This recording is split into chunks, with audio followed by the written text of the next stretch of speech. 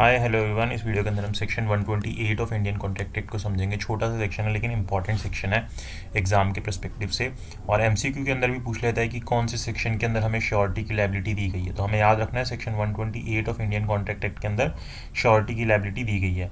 Surety आपको पता ही है कौन होता है कि जैसे अगर हमारा एक प्रिंसिपल डेटर होता है, एक हमारा क्रेडिटर होता है और तीसरा व्यक्ति कौन होता है, श्योरिटी होता है, जो क्या बोलता है कि अगर ये अपना पैसा नहीं चुका पाया क्रेडिटर का तो ये क्रेडिटर को पैसे दे देगा, ऐसा बोलता है श्योरिटी, है ना।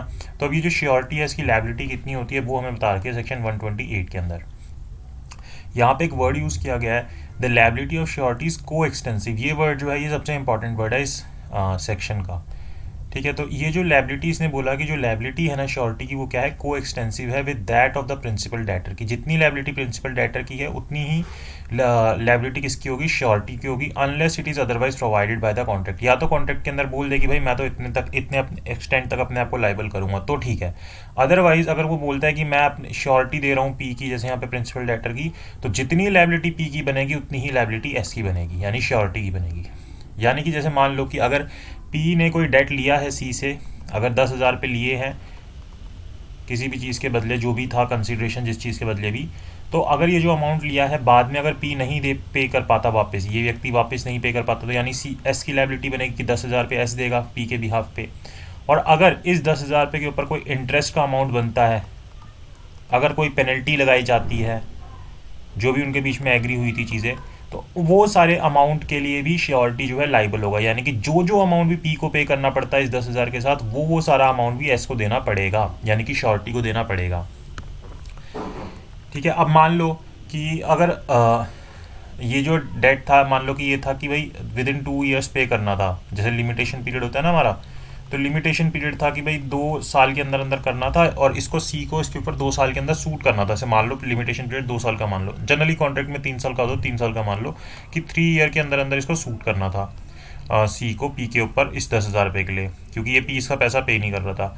अब क्या होता है, पी क्या करता है कि इसको ना इसका लिमिटेशन पीरियड बढ़ा आता है, लिमिटेशन इसका इंक्रीज कराता है। मतलब कैसे इंक्रीज करते हैं, हम एक्नॉलेजमेंट दे आता है कि हाँ मैंने आपका पैसा देना है, क्योंकि ऐसा ही होता है ना कि बीच में जाके, जैसे मान लो कि मैं अगर एक्नॉलेजमेंट दे आता हूँ, जैसे सेकंड ईयर में जाके मैं एक्नॉलेजमेंट दे आया उसको फिर से कि हाँ मैंने आपका अमाउंट देना है, तो फिर यहाँ सेकंड ईयर से मेरी फिर से एक्नॉलेजमेंट चालू हो जाती है, यानी कि इसको 3 साल का और टाइम मिल जाता है कि मेरे ऊपर सूट कर सकता है।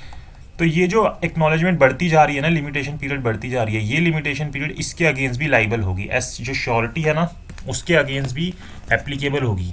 सिर्फ पी के अगेंस्ट नहीं, एस के अगेंस्ट भी लाइबल होगा, एस भी लाइबल होगा इस लिमिटेशन पीरियड के इंक्रीज के लिए।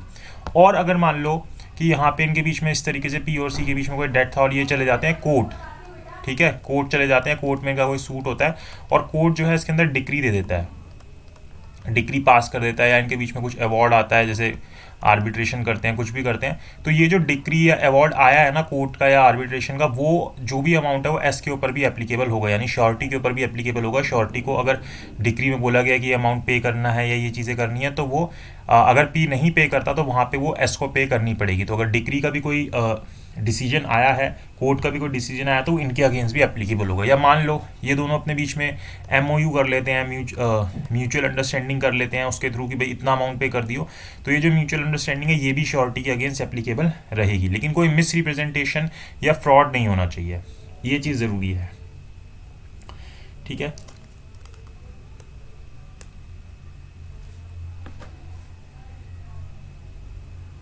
तो ये चीज़ हमारे सेक्शन 128 के अंदर दी गई है। आई होप आपको सेक्शन 128 समझ आया हो।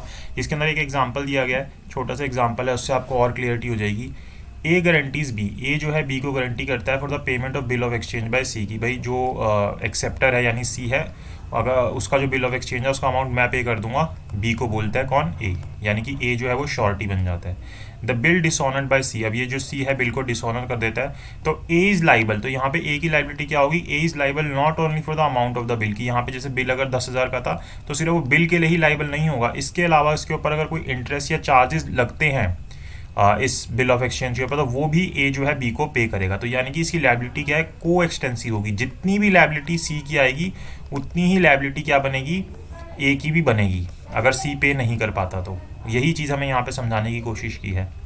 तो मुझे लगता है कि आपको ये समझ आया होगा कि इसके अंदर है क्या हमारा जो सेक्शन 128 है। आई होप आपको अच्छे से समझ आया हो। अगर कोई डाउट है तो आप कमेंट बॉक्स में कमेंट कर सकते हैं, और वीडियो अच्छी लगी तो लाइक ज़रूर कीजिएगा, शेयर ज़रूर कीजिएगा, चैनल को सब्सक्राइब जरूर कीजिएगा। Thank you so much for watching this video.